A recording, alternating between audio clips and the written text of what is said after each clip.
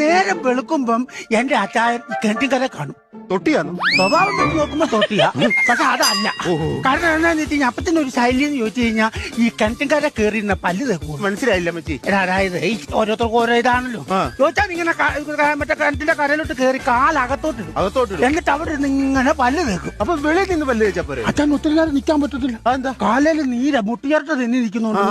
നേരെ കുറെ നേരം നിന്ന് കഴിയുമ്പോ ഉണ്ടല്ലോ ഇതിന്റെ അടിയിൽ നിന്നെല്ലാം കൂടെ ഇങ്ങനെ തരിച്ച് കഴച്ച് ഇങ്ങനെ കയറും. അല്ലെങ്കിൽ ആ പണി കാണിക്കത്തില്ല. അതെ അതെ.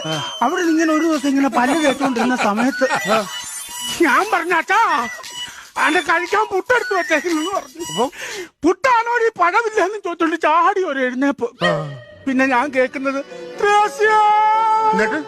എനിക്കങ്ങ് ചെല്ലട്ടെ